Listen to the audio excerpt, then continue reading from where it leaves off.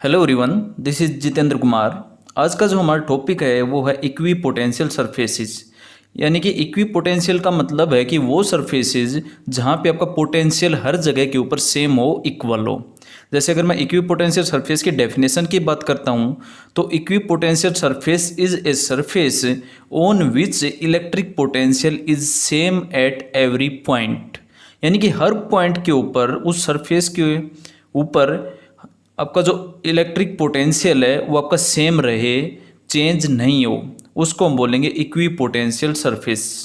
जैसे आपका एक एग्जांपल दिया है, मान लो एक आपका पॉइंट चार्ज दे रखा है कैपिटल क्यू और उससे आर डिस्टेंस के ऊपर एक पॉइंट दिया है और वहाँ पे मैंने पोटेंशियल निकाला।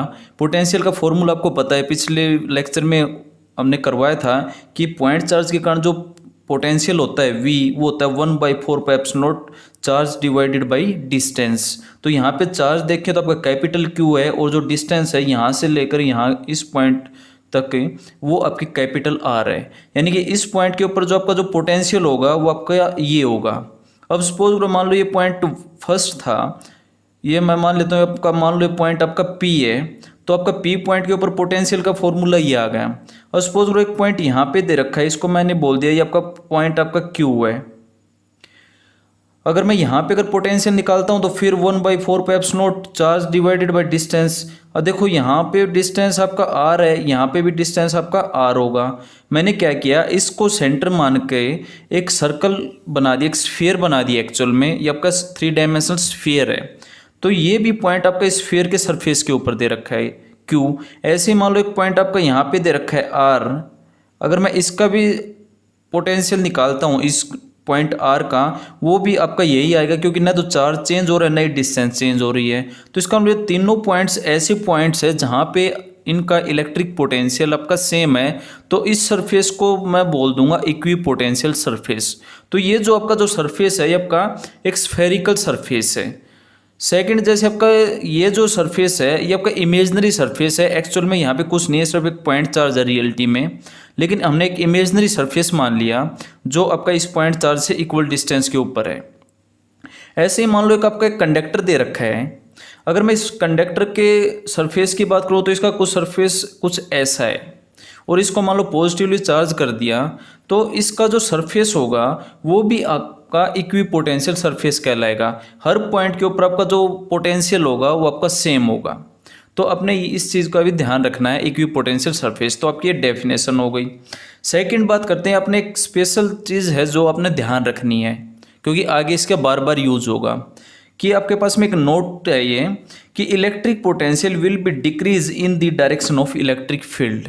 यानी कि जिस डायरेक्शन में आपका इलेक्ट्रिक फील्ड होगा, जैसे यहाँ पे इलेक्ट्रिक फील्ड की डायरेक्शन इस साइड है, जैसे जैसे आप इस साइड जाओगे उस साइड में आपका इलेक्ट्रिक पोटेंशियल डिक्रीज करता जाएगा। जैसे मान लो आपका एक पॉइंट ए दे रखा है, आप ए पॉइंट से पॉइंट बी के ऊपर चले गए। मैंने कहा भाई आपका जो पॉइंट ए है उसके ऊपर जो उसका पोटेंशियल है वो आपका वी ए है और जो पॉइंट बी है उसके ऊपर पोटेंशियल आपका वी बी है। तो मैंने कहा कि आपका जो पोटेंशियल वो डिक्रीज करेगा in the direction of electric field, कि आपका इलेक्ट्रिक फील्ड के अंदर जा रहे हैं तो यहाँ से हम चले हैं इस साइड जा रहे हैं तो इसका मतलब यहाँ से पोटेंशियल डिक्रीज कर रहा है तो आपका वी ए ज़्यादा है और वी बी कम है। इसका मतलब मैं कह सकता हूँ V A is greater than V B. अब ऐसा एक्चुअल में हो क्यों रहा है, तो हमने इलेक्ट्रिक पोटेंशियल की डेफिनेशन देखी थी कि आपका जो इलेक्ट्रिक पोटेंशियल क्या होता है, कोई भी पॉजिटिव टेस्ट चार्ज को हम इन्फिनिटी से किसी पॉइंट तक लाने के लिए जितना वर्क डन करेंगे उतना वर्क डन सारा कन्वर्ट हो जाएगा उसके इलेक्ट्रिक पोटेंशियल के अंदर। हम उस यूनिट पॉजिटिव टेस्ट चार्ज को उस पॉइंट तक लेके आ रहे हैं। अब मान लो यहाँ तक आप लेके आए उसको तो आपने कुछ और वर्क डन किया, अगर इससे आगे लेके आओगे तो आपका वर्क डन और ज़्यादा हो जाएगा। तो जितना आप चार्ज के नज़दीक होगे उतना ही उसका इलेक्ट्रिक पोटेंशियल ज़्यादा होगा और जितना चार्ज से दूर जाते जाओगे उतना ही पोटेंशियल आपका डिक्रीज करता जाएगा।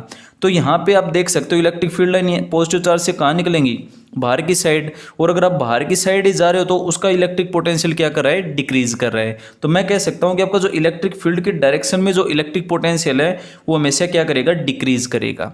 तो इस पॉइंट को आपने ध्यान रखना है। अब नेक्स्ट बात करते हैं electric potential due to different charge distribution. यानी आपके पास में अलग अलग चार्ज डिस्ट्रीब्यूशन के कारण हम इलेक्ट्रिक पोटेंशियल सरफेसेस निकालते हैं, जो आपका इक्वी पोटेंशियल सरफेसेस निकालते हैं। कि आपके पास में जो फर्स्ट केस है उसके अंदर एक पॉइंट चार्ज लेते हैं। जैसे मान लो आपका एक पॉइंट चार्ज दिया है कैपिटल क्यू, इसके कारण इलेक्ट्रिक फील्ड लाइन आपकी ऐसे बाहर निकलेंगी हर साइड में, ये आपकी इलेक्ट्रिक फील्ड लाइन है, इनकी डायरेक्शन है। अब इस पॉइंट चार्ज को मैं सेंटर मान करके एक स्फीयर बना लेता हूँ। जैसे आपका एक स्फीयर ये है जिसकी रेडियस r1 है, और एक आपका कैपिटल जो स्फीयर है इसकी रेडियस आपकी r2 है। मैंने कहा जिसकी रेडियस r1 है उस स्फीयर का जो इलेक्ट्रिक पोटेंशियल है वो v1 है, और जिसकी रेडियस r2 है उसका पोटेंशियल आपका v2 है। तो यहाँ से अब मैंने आपको अभी डिस्कस किया था कि जितना आप चार्ज से दूर जाते जाओगे उतना ही पोटेंशियल आपका डिक्रीज करेगा। तो यहाँ पे मैं कह सकता हूँ आपका V1 ग्रेटर देन V2, क्योंकि जितना चार्ज के नज़दीक आओगे उतना वर्क डन ज़्यादा करना पड़ेगा, जितना ज़्यादा वर्क डन करोगे उतना ही वर्क को उसके इलेक्ट्रिक पोटेंशियल के अंदर कन्वर्ट हो जाएगा। तो यहाँ पे आपका V1 ग्रेटर देन है आपका V2 से। अब मैं कहूँ भी V1 और V2 में क्या डिफरेंस है, तो हम उसको निकाल सकते हैं। तो देखो सबसे पहले पॉइंट चार्ज के कारण जो आपके जो सिमेट्री बनी है वो कैसे बना है, आपका स्फेरिकल सरफेस बना है, और ये जो स्फेरिकल सरफेस है आपका कंसेंट्रिक है। कंसेंट्रिक का मतलब क्या है कि इन दोनों का जो स्फीयर है दोनों का सेंटर क्या है, सेम है। तो मैं कह सकता हूँ equipotential surface due to a point charge are concentric sphere. अब जैसे V1 निकालता हूँ, अगर मान लो ये R1 डिस्टेंस के ऊपर यहाँ पे मैं पॉइंट लेता हूँ आपका, अगर इस पॉइंट के ऊपर इलेक्ट्रिक पोटेंशियल निकालता हूँ तो क्या बनेगा 1/4 चार्ज डिवाइडेड बाई डिस्टेंस। तो इन दोनों चार्ज और पॉइंट के बीच की डिस्टेंस वो क्या है आपकी R1 है, तो आपका R1 आ जाएगा। ऐसे ही आप इस पॉइंट के ऊपर अगर पॉइंट लेते हो इस स्फीयर के सरफेस के ऊपर, तो वहाँ पे V2 इज इक्वल टू आ जाएगा 1/4 चार्ज डिवाइडेड बाई डिस्टेंस, वो क्या है आपकी R2 है। अब दोनों का डिफरेंस निकालना है तो मैं क्या कर दूंगा V1 माइनस V2।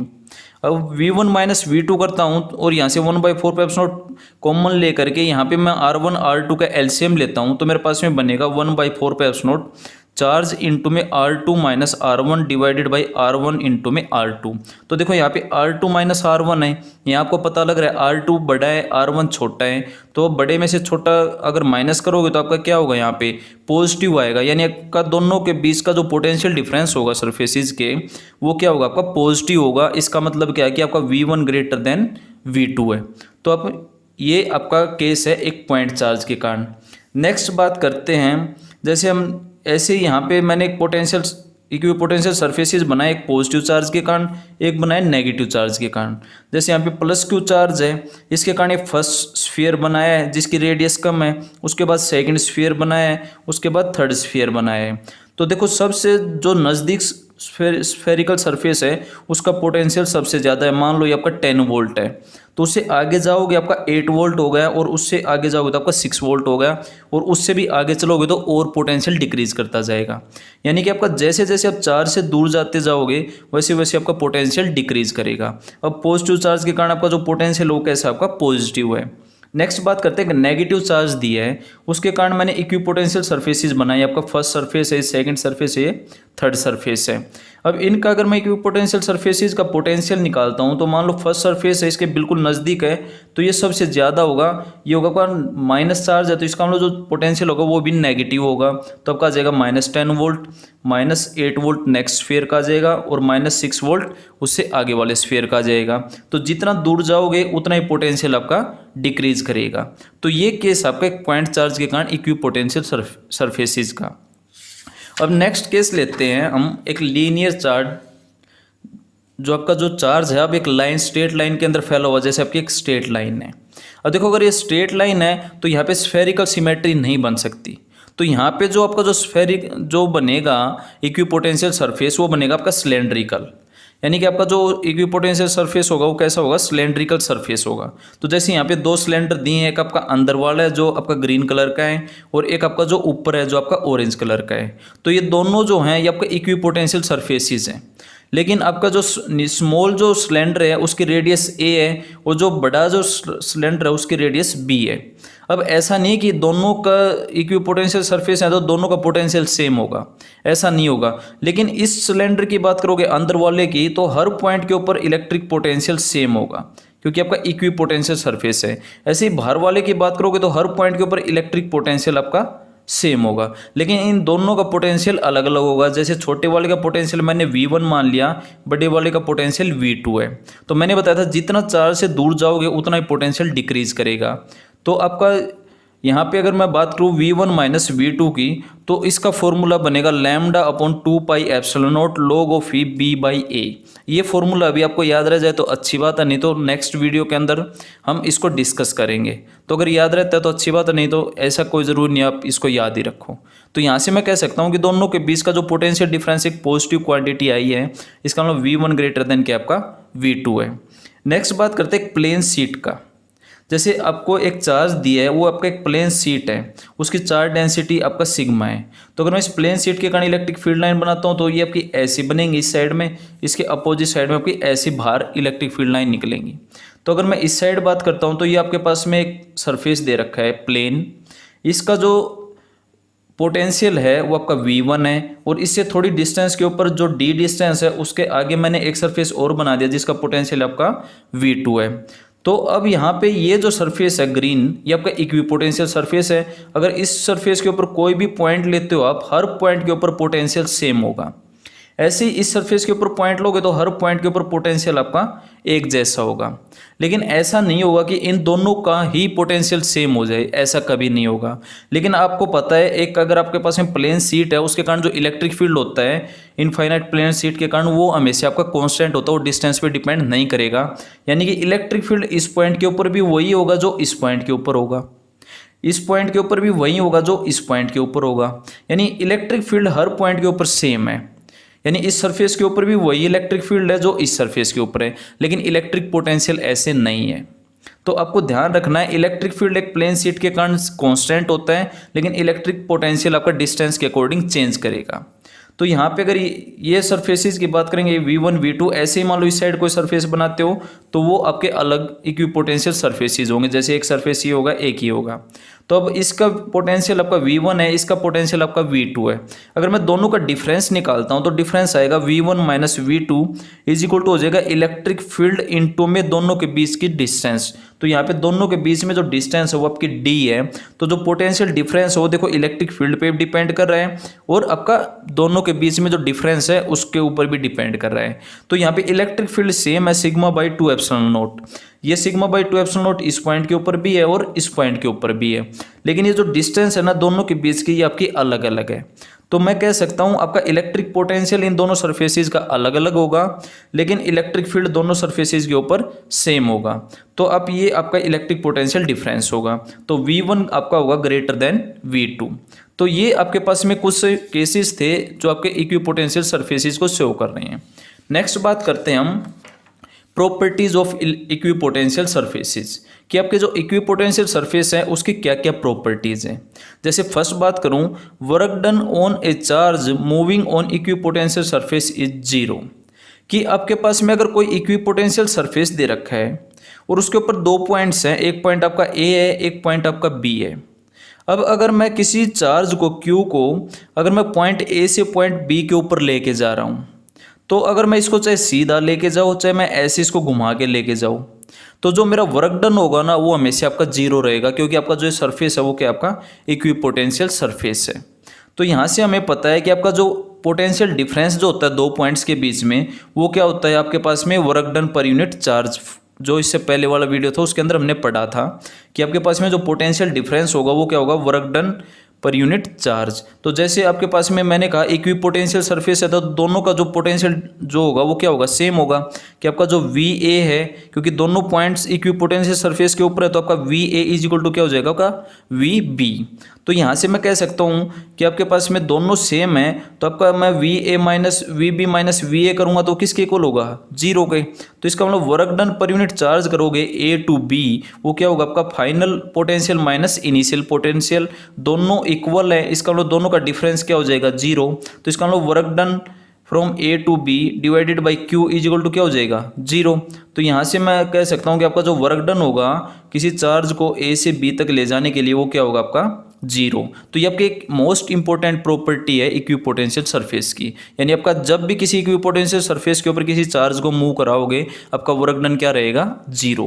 तो आपका फर्स्ट केस है। सेकंड जो प्रॉपर्टी है इसके अंदर देखते हैं, the equipotential surface is always perpendicular to the direction of electric field, कि आपके पास में जो इक्विपोटेंशियल सरफेस होगा वो हमेशा इलेक्ट्रिक फील्ड की डायरेक्शन के परपेंडिकुलर में होगा।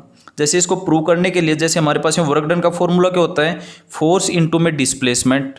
अगर मान लो आपके पास में ए से बी लेके जा रहे हैं और उसका डिस्प्लेसमेंट डी आर है, तो मैं जो वर्क डन करूंगा वो क्या होगा, work done from A to B is equal to force dot D R. F dot D R करोगे, दोनों के डॉट प्रोडक्ट को खोलोगे तो आपका बन जाएगा F D R cos theta. तो यहाँ पे वर्क डन आ जाएगा ये। अब देखो आपके पास में अगर मैं इस चार्ज Q को 1 कूलाम ले लेता हूँ कि आपके पास में जो चार्ज है वो क्या है, यूनिट पॉजिटिव टेस्ट चार्ज है, यूनिट का मतलब है 1, यानी आपके पास में अगर 1 कूलाम ले लेता हूँ तो आपके पास में देखो फोर्स का फॉर्मूला आपने पता है कि फोर्स जो होता है चार्ज इनटू में इलेक्ट्रिक फील्ड, यानी F is equal to Q E. अगर Q की वैल्यू 1 है तो आपका फोर्स किसके इक्वल हो जाएगा, आपका ई के। तो आपका जो वर्क डन है वो यहाँ पे क्या आ जाएगा, एफ की जगह ई रख देंगे, E D R cos theta. तो आपका जो वर्क डन है वो ये आ जाएगा। और देखो आपने वर्क डन यहाँ पे निकाला है, अगर आपका इक्विपोटेंशियल सरफेस है तो इसका मतलब वर्क डन क्या होगा, 0। तो इसका मतलब अगर ये वर्क डन 0 तो आपका E D R cos theta किसके इक्वल आ जाएगा, 0 के। और देखो यहाँ पे इलेक्ट्रिक फील्ड भी 0 नहीं हो सकता, नहीं आपका डी आर 0 हो सकता है। इसका मतलब क्या 0 है, कोस थीटा 0 है। और कोस थीटा 0 कब होगा, जब थीटा क्या होगा आपका 90 डिग्री। तो यहाँ से मैं कह सकता हूँ आपके पास में जो इलेक्ट्रिक फील्ड और जो आपका जो डी आर डिस्प्लेसमेंट है उसके बीच में जो एंगल है वो कितना है, 90 डिग्री है। अब देखो आपका जो डी आर है ना वो हमेशा जो डिस्प्लेसमेंट रहेगा वो किसके अंदर रहेगा, इक्विपोटेंशियल सरफेस के अंदर रहेगा। तो यहाँ पे आपका जो इक्विपोटेंशियल सरफेस है वो उसके अंदर आपका डी आर आया है और जो आपका जो इलेक्ट्रिक फील्ड है वो उसके परपेंडिकुलर है। तो इसका मतलब मैं कह सकता हूँ कि आपका जो इक्विपोटेंशियल सरफेस है उसके परपेंडिकुलर कौन है, आपका इलेक्ट्रिक फील्ड है। तो यही यहाँ पे लिखा है कि the equipotential surface is always perpendicular to the direction of electric field. ये आपकी दोनों ही मोस्ट इंपॉर्टेंट प्रॉपर्टीज हैं एग्जाम पॉइंट ऑफ व्यू से, एग्जाम के अंदर ये पूछी जाती हैं। नेक्स्ट बात करते हैं, नेक्स्ट जो प्रॉपर्टी इसके अंदर, on an equipotential surface V is same everywhere. ये हम अब पढ़ चुके हैं कि आपके पास में किसी भी इक्विपोटेंशियल सरफेस की बात करोगे वहाँ पे आपका जो पोटेंशियल वो क्या रहेगा, सेम रहेगा। ये आपकी इक्विपोटेंशियल सरफेस की डेफिनेशन थी। तो इसका मतलब अगर सेम रहेगा तो आपका जो दोनों पॉइंट्स के बीच का जो पोटेंशियल डिफरेंस होगा वो क्या रहेगा, 0। तो आपका जो dV है इसको मैं क्या लिख सकता हूँ, इक्वल टू 0। तो आपका ये एक प्रॉपर्टी है थर्ड। फोर्थ प्रॉपर्टी की बात करते हैं, equipotential surfaces never intersect each other. कि हमारे पास में अगर दो इक्विपोटेंशियल सरफेसेस दे रखे हैं वो कभी भी एक दूसरे को इंटरसेक्ट नहीं करेंगी। जैसे आपके पास में एक ये इक्विपोटेंशियल सरफेस है, इसको मैंने फर्स्ट का है, और एक आपका जो ग्रीन वाला है ये आपका सेकंड इक्विपोटेंशियल सरफेस है। तो आपका एक सरफेस ये दे रखा है और एक सरफेस आपका ये दे रखा है जो ग्रीन कलर का है, और मान लो दोनों यहाँ पे इंटरसेक्ट कर रहे हैं इस रीजन के अंदर। तो मैंने इस रीजन के ऊपर एक पॉइंट लिया और मैंने अभी इसकी सेकंड प्रॉपर्टी बताई थी कि जो इलेक्ट्रिक फील्ड होता है वो हमेशा इक्विपोटेंशियल सरफेस के परपेंडिकुलर होता है। तो जैसे आपका ये सरफेस की बात करें ऑरेंज सरफेस की, तो उसका जो इलेक्ट्रिक फील्ड है वो उसके परपेंडिकुलर में आपका ये हो जाएगा E1। ऐसे जो ग्रीन सरफेस की बात करोगे इसके परपेंडिकुलर में जो आपका जो इलेक्ट्रिक फील्ड बनेगा वो क्या बन जाएगा, आपका E2। अब जैसे इसी पॉइंट के ऊपर आपके दो इलेक्ट्रिक फील्ड की डायरेक्शन हो गई, और आपने पढ़ा है कभी भी एक पॉइंट के ऊपर दो डायरेक्शन इलेक्ट्रिक फील्ड की कभी नहीं हो सकती, क्योंकि अगर ये ऐसा होगा तो ये चीज़ पॉसिबल नहीं है कि एक ही पॉइंट के ऊपर दो इलेक्ट्रिक फील्ड की डायरेक्शन हो। तो हम इसको लिख सकते हैं कि equipotential never intersect each other because if they intersect each other there will be two direction of electric field at the point of intersection which is not possible। यानी कि दोनों एक दूसरे को इंटरसेक्ट नहीं कर सकते। क्यों? क्योंकि अगर वे एक दूसरे को इंटरसेक्ट करेंगे तो जहाँ पे जिस पॉइंट ऑफ इंटरसेक्शन के ऊपर वो इंटरसेक्ट करेंगे वहाँ पे इलेक्ट्रिक फील्ड की दो डायरेक्शन हो जाएंगी, जो कि पॉसिबल नहीं है। तो ये कुछ प्रॉपर्टीज़ हैं आपकी इक्विपोटेंशियल सरफेसेस की। नेक्स्ट बात करते हैं equipotential surface of electric dipole. ये आपका एग्जाम के अंदर कई बार पूछा जाता है कि आपके पास में एक इलेक्ट्रिक डाइपोल दिया है उसके कारण इलेक्ट्रिक पोटेंशियल सरफेसेस ड्रॉ करो। तो यहाँ पे जैसे आपके पास में एक इलेक्ट्रिक डाइपोल दिया है, ये आपका प्लस क्यू चार्ज है, यहाँ पे आपका माइनस क्यू चार्ज दिया है। देखो आपने इलेक्ट्रिक फील्ड लाइन पता है कि आपके पास में प्लस चार्ज से बाहर निकलती हैं और माइनस चार्ज के अंदर एंटर करती हैं। तो यहाँ से मैं कह सकता हूँ जैसे ये इलेक्ट्रिक फील्ड लाइन ऐसे स्ट्रेट लाइन में जाएगी, ऐसे आपकी ये इलेक्ट्रिक फील्ड लाइन ऐसे गई। तो जैसे आपका जो रेड कलर है वो आपका पॉजिटिव चार्ज की इलेक्ट्रिक फील्ड लाइन को दिखा रहा है, ग्रीन कलर है वो आपके नेगेटिव चार्ज की इलेक्ट्रिक फील्ड लाइन को दिखा रहा है। तो अगर दोनों चार्जेस इक्वल मैग्नीट्यूड में है तो इसका मतलब दोनों की जो इलेक्ट्रिक फील्ड लाइन होगी वो भी क्या होंगी, इक्वल होंगी। तो दोनों, अब देखो दोनों चार्जेस के कारण इलेक्ट्रिक फील्ड लाइन ऐसे बन रही हैं, पॉजिटिव से बाहर निकल रही हैं, नेगेटिव के अंदर एंटर कर रही हैं। तो जो दोनों फील्ड लाइन का जो मिडिल जो पॉइंट होगा, जो बिल्कुल मिड पॉइंट होगा, वहाँ पे अगर मैं एक प्लेन बनाता हूँ तो इस प्लेन के देखो ये सारी फील्ड लाइन परपेंडिकुलर में है। तो ये जो प्लेन होगा ये आपका इक्विपोटेंशियल सरफेस होगा। तो एक तो आपका इक्विपोटेंशियल सरफेस ये प्लेन बनेगा जो बिल्कुल दोनों चार्जेस के बिल्कुल मिड में होगा, बिल्कुल बीच में होगा। नेक्स्ट जो बात करेंगे, अगर मैं इस पॉजिटिव चार्ज से अगर मैं इस प्लेन से इस साइड आता हूँ तो आपकी कुछ ऐसी इलेक्ट्रिक इक्विपोटेंशियल सरफेस बनेंगी। जैसे आपका पॉजिटिव चार्ज है उसका जो पहला जो सरफेस है वो बिल्कुल आपका सर्कल, आपका जो स्फेरिकल शेप में बनेगा। सेकंड जो बनेगा वो यहाँ पे गैप कम होगा और इस साइड आपका गैप ज़्यादा होगा, यानी आपका जो स्फीयर है थोड़ा सा इस साइड आपका आ जाएगा। ऐसे जो नेक्स्ट इक्विपोटेंशियल सरफेस की बात करोगे, ऐसा स्फीयर होगा जो इसके नज़दीक होगा लेकिन थोड़ा इस साइड आके यहाँ पे गैप ज़्यादा होगा। तो पॉजिटिव चार्ज के कारण कुछ ऐसे स्फीयर बनेंगे, ऐसे नेगेटिव चार्ज के कारण अंदर वाला स्फीयर कुछ बिल्कुल सिंपल होगा। ऐसे नेक्स्ट स्फीयर बनेगा वो आपका इन दोनों के बीच में गैप कम होगा, इस साइड आपका गैप बढ़ जाएगा। ऐसे ही नेक्स्ट स्फीयर होगा वहाँ पे यहाँ पे गैप कम होगा, इस साइड आपका गैप ज़्यादा होगा। तो यहाँ पे इलेक्ट्रिक डाइपोल के कारण जो स्फीयर बनेगा, जो इक्विपोटेंशियल सरफेसेस बनेंगे वो कुछ ऐसे बनेंगे और इनके बीच में आपका क्या बनेगा, आपका प्लेन सरफेस बनेगा। तो मैं उम्मीद करता हूँ यहाँ तक इक्विपोटेंशियल सरफेसेस समझ में आ गए होंगे। तो इक्विपोटेंशियल सरफेसेस के अंदर एग्जाम के अंदर यहीं तक आ सकता है, इसके अलावा इसके अंदर कुछ ऐसा नहीं बचता जो आपको नहीं पता हो। तो इसको ढंग से करें, लिख करके देखें। इस वीडियो में यहीं तक, मिलते हैं नेक्स्ट वीडियो के अंदर। Thank you and take care.